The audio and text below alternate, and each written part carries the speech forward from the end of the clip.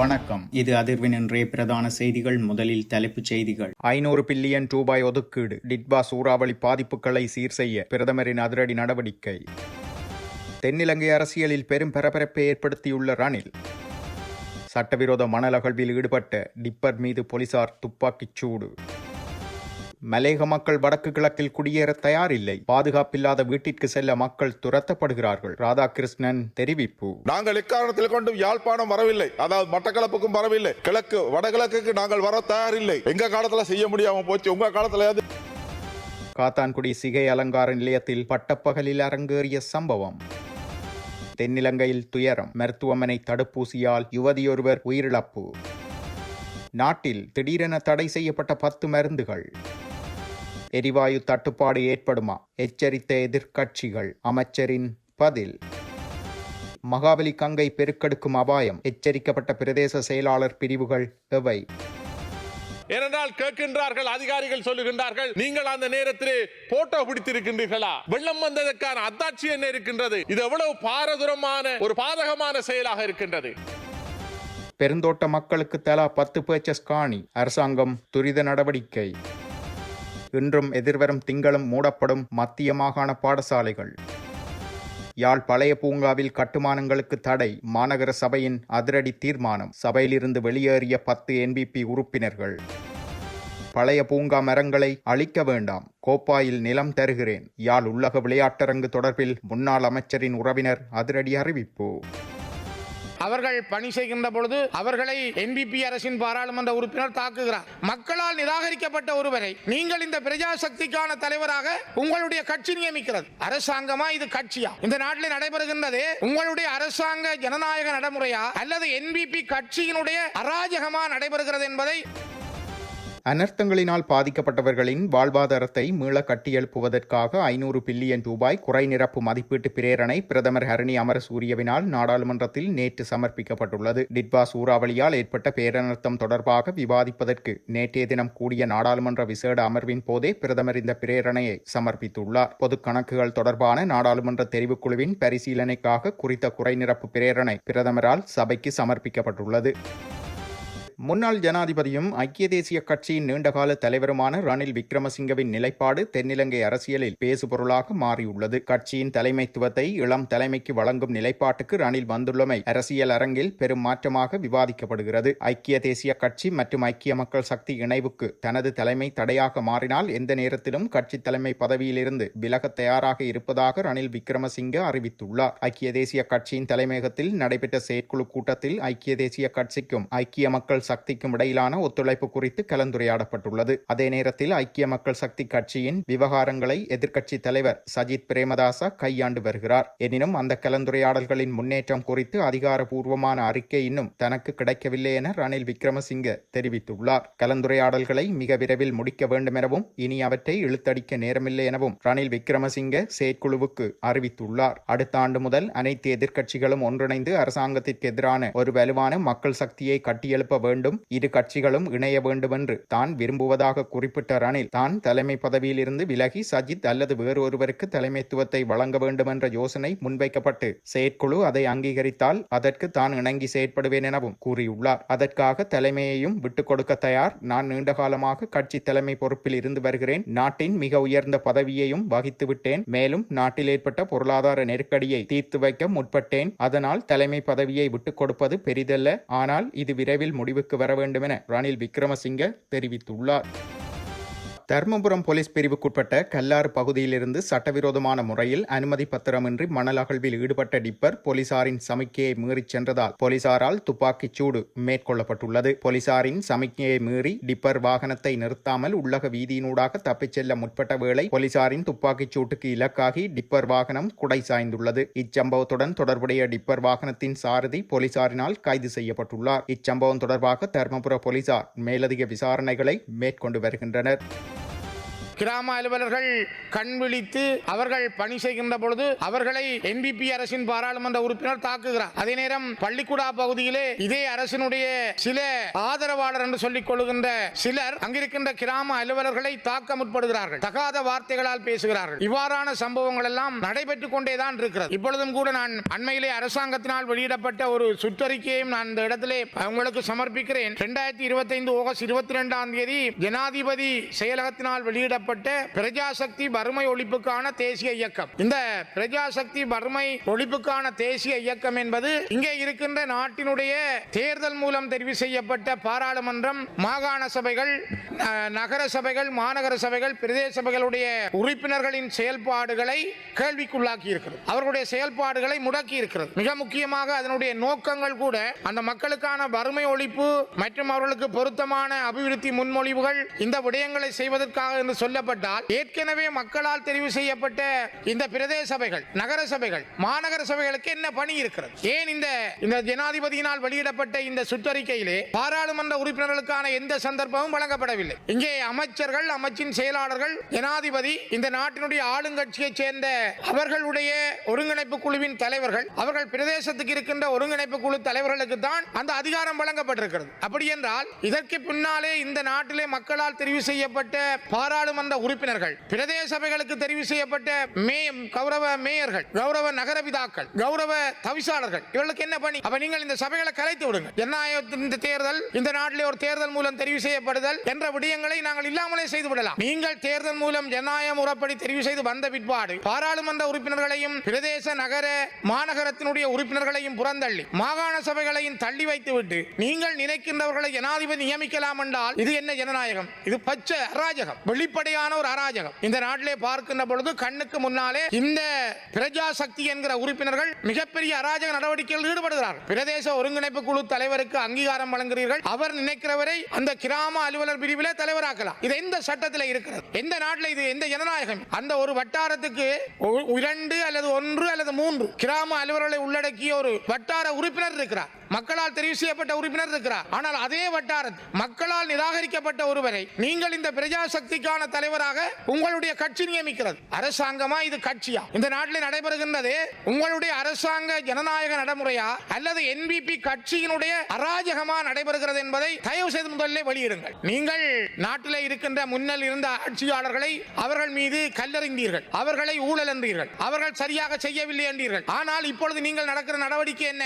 அவர்கள் ஆயுத ரீதியாக எங்களுடைய மக்களை அராஜகம் செய்தார்கள், இனப்படுகொலை செய்தார்கள். அதனையே மிக மெதுவாக கண்ணுக்கு தெரியாத நூதனமான முறையிலே அறிக்கைகள் மூலம், சுற்றறிக்கைகள் மூலம் என்பிபி இன்னும் ஒரு மிகப்பெரிய இனப்படுகொலையை, இன அழிப்பை இந்த நாட்டில் செய்வதற்கு முயற்சிக்கிறது. நான் நினைக்கிறேன் கடந்த காலங்களில் இருந்த அராஜக அரசுகள் அல்லது சிங்கள பேரினவாத அரசுகள் கூட அந்த மக்களால் தெரிவு செய்யப்பட்ட பிரதிநிதிகளை இயங்க விட்டார்கள். சமூக அபிவிருத்தி குழுவானது ஒரு தலைவர், ஒரு செயலாளர் மற்றும் 5 அலுவலர்கள். இதிலே பொருளாதார அபிவிருத்தி உத்தியோகத்தர் இருக்கிறார், கிராம அலுவலர் இருக்கிறார், சமுத்தி உத்தியோகத்தர் இருக்கிறார், வேறு சேர்ந்த சில அக்ரேரியன் சம்பந்தமான உத்தியோகத்தர்களும் இருப்பார்கள். ஆனால் ஏன் ஒரு பிரதேச சபையினுடைய தவிசாளர் இருக்க முடியவில்லை? ஏன் ஒரு பிரதேச சபையினுடைய அந்த வட்டாரத்தை பிரதிநிதித்துவப்படுத்துகின்ற உறுப்பினர் இருக்க முடியவில்லை? அந்த வட்டாரத்திலே தேர்தல் கேட்டு தோற்றவரை நீங்கள் அந்த பிரஜா சக்திக்கு தலைவராக்குகிறீர்கள். என்ன ஜனநாயகம் இது? என்ன நாட்டினுடைய நீதி? தயவு செய்து முதல் சிந்தியுங்கள். மிகப்பெரிய ஊழல், வெளிப்படையான ஊழல். மக்களுடைய பிரதிநிதிகளை மதியுங்கள். ஒரு சாதாரணமாக ஒரு கிராமத்திலே அந்த மக்கள் ஒருவரை தங்களுடைய பிரதிநிதியாக தெரிவு செய்திருக்கிறார்கள். அந்த மக்கள் பெரும்பான்மையாக சபைகளை அமைத்திருக்கிறார்கள். அந்த சபைகளுடைய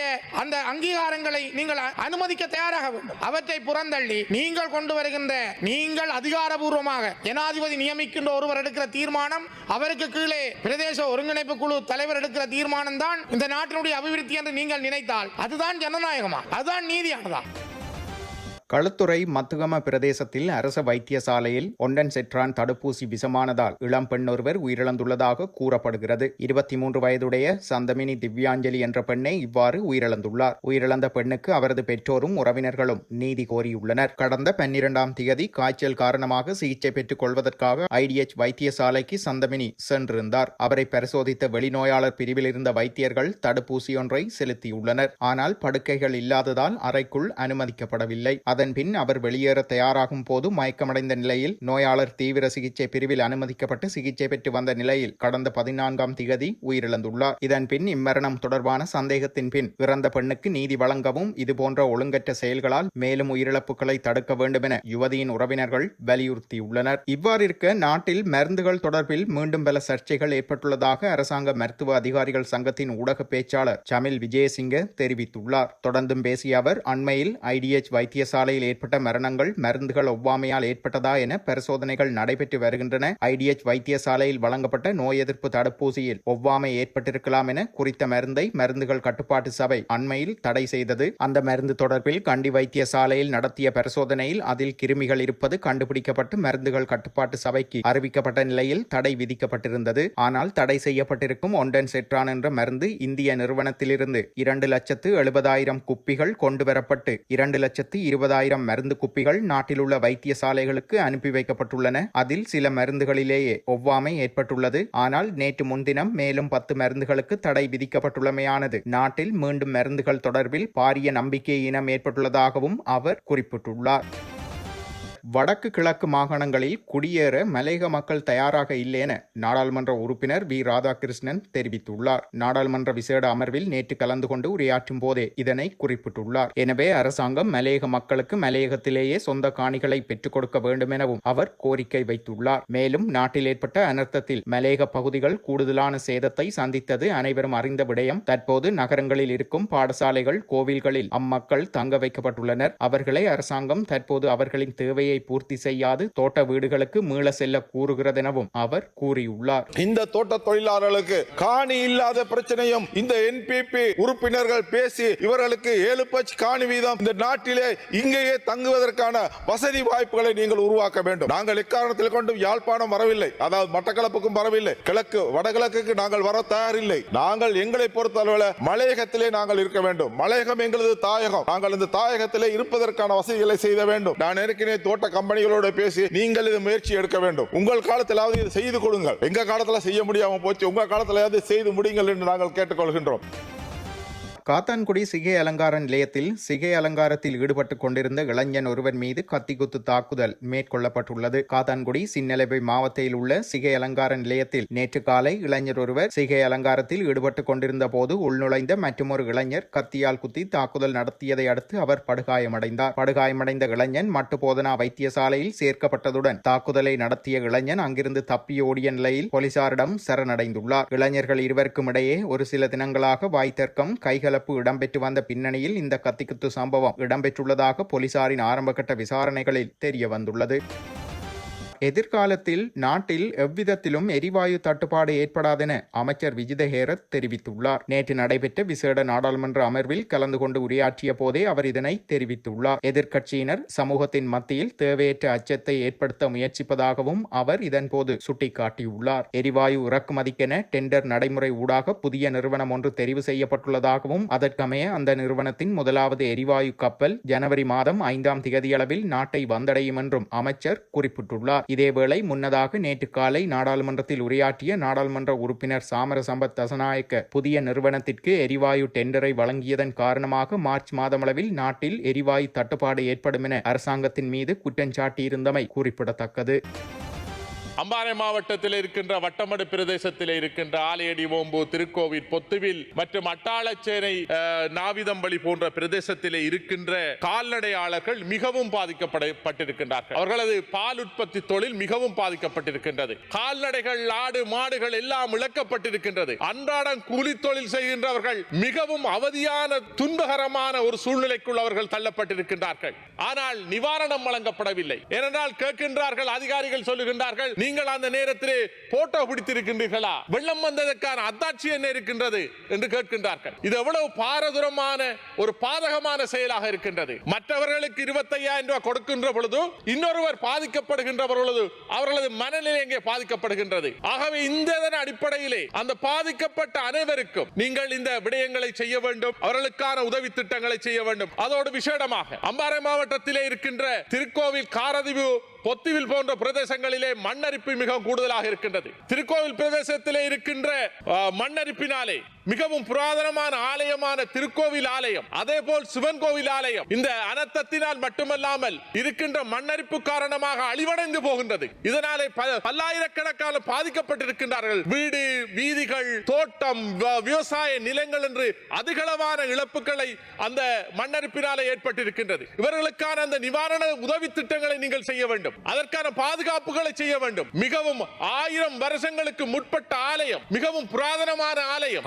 இந்த ஆலயங்களை பாதுகாக்க வேண்டும். விசேடமாக திருக்கோவிலே இருக்கின்ற அந்த ஆலயத்தின் அந்த மண்ணெண்ணையை போட்டு நீங்கள் நிரப்ப வேண்டும். சிவங்கோவில், தமிழில் சிவங்கோவில் இருக்கின்ற அந்த இடத்திலே நீங்கள் கற்களை இட்டு அந்த மண்ணரிப்பை தடுக்க வேண்டும். இதனை இந்த அமைச்சர் அவர்கள் நீங்கள் கட்டாயமாக செய்ய வேண்டும். காரதீவு அதே மாதிரி, திருக்கோவில் பிரதேசம் அதே மாதிரி இந்த நிலை காணப்படுகின்றது. இதன் அடிப்படையிலே இந்த அரசு இந்த விடயங்களை முன்னெடுக்க வேண்டும் என்று கேட்டு எனது உரையை மகாவலி ஆற்றின் நீர்பிடிப்பு பகுதிகளில் நேற்று முன்னிரவு பெய்து வரும் மழை காரணமாக அடுத்த 48 மணி நேரத்தில் மகாவலி ஆற்றின் ஓரத்தில் உள்ள பல தாழ்வான பகுதிகளில் வெள்ளப்பெருக்கு ஏற்பட வாய்ப்புள்ளதாக நீர்ப்பாசனத்துறை எச்சரித்துள்ளது. கிண்ணியா, மூதூர், கந்தளாய், சேருவில, வெலிகந்த, லங்காபுர, தமன்கடுவ மற்றும் திம்புலாகல ஆகிய பிரதேச செயலாளர்கள் பிரிவில் வெள்ள அபாயம் எதிர்பார்க்கப்படுகிறது. அதேபோல் சோமாவதிய ரஜமகா விகாரை மற்றும் அதனை சுற்றியுள்ள பகுதிகளுக்கான அணுகல் சாலையும் வெள்ளத்தில் மூழ்கும் அபாயம் உள்ளதாக கூறப்படுகிறது. முன்னெச்சரிக்கையாக சோமாவதிய ரஜமகா விகாரைக்கு செல்ல திட்டமிடும் பக்தர்கள் அடுத்த சில நாட்களுக்கு மறு அறிவிப்பு வரும் வரை அந்த பகுதியை தவிர்க்குமாறும் அறிவுறுத்தப்பட்டுள்ளனர். பாதிக்கப்பட்ட பகுதிகளில் மகாவலி ஆற்றுக்கு அருகில் வசிக்கும் பொதுமக்கள் மிகுந்த விழிப்புடன் இருக்கவும், வெள்ளத்தில் இருந்து தங்களை பாதுகாத்துக் கொள்ள தேவையான பாதுகாப்பு நடவடிக்கைகளை எடுக்கவும் வலியுறுத்தப்பட்டுள்ளது.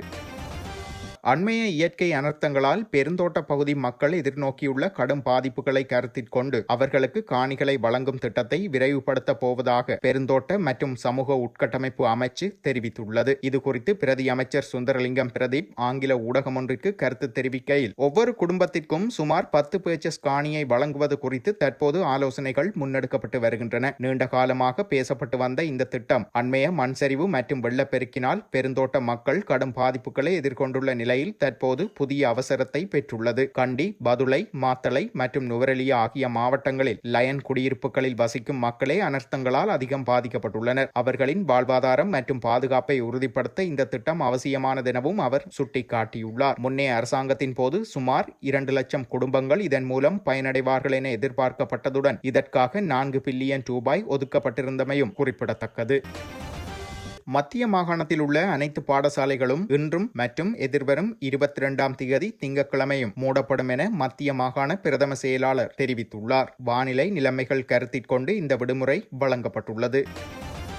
யாழ்ப்பாணம் பழைய பூங்கா அமைந்துள்ள பகுதியில் எந்தவிதமான கட்டுமானங்களுக்கும் அனுமதி வழங்கப்படாதென யாழ்ப்பாணம் மாநகர சபையில் தீர்மானம் நிறைவேற்றப்பட்டுள்ளது. யாழ்ப்பாணம் மாநகர சபையின் மாதாந்த அமர்வு மாநகர சபை முதல்வர் மதிவதனி விவேகானந்தராசா தலைமையில் நடைபெற்றது. இதன்போது பிரதி முதல்வர் இ. தயாளனால் குறித்த பிரேரணை முன்வைக்கப்பட்டது. இதனை அடுத்து குறித்த பிரேரணைக்கு ஆதரவாகவோ அல்லது எதிராகவோ தாங்கள் செயற்பட போவதில்லை என கருத்தை முன்வைத்து தேசிய மக்கள் சக்தியின் 10 உறுப்பினர்களும் சபையிலிருந்து வெளியேறியிருந்தனர். தொடர்ந்தும் சபையில் உரையாற்றிய பிரதி முதல்வர் சிங்கள மகா வித்தியாலயத்தில் உள்ள இராணுவத்தை வெளியேற்றி அதில் உள்ளக விளையாட்டு அரங்கை அமைக்கலாம் என யோசனை ஒன்றையும் முன்வைத்துள்ளார். குறித்த யோசனையை சபையில் இருந்த அனைத்து உறுப்பினர்களும் ஏகமனதாக ஏற்றுக்கொண்டனர். இது இவ்வாறு இருக்க, யாழ்ப்பாணத்தில் அமைக்கப்பட உள்ள உள்ளக விளையாட்டு அரங்குக்காக பழைய பூங்காவில் உள்ள புரதான மரங்களை அளிப்பதற்கு பதிலாக தனது சொந்த காணியை நன்கொடையாக வழங்க தயாராக இருப்பதாக முன்னாள் அமைச்சர் கந்தையா வைத்தியநாதனின் பேத்தியார் கௌரி பொன்னையா தெரிவித்துள்ளார். இளைஞர்கள் அதிகம் வாழும் கோப்பாய் பகுதியில் அந்த அரங்கை அமைப்பது மிகவும் பொருத்தமானது. இது தொடர்பாக வலிகாமம் கிழக்கு பிரதேச சபையின் தவிசாளர் தியாகராஜா நிரோசை சந்தித்து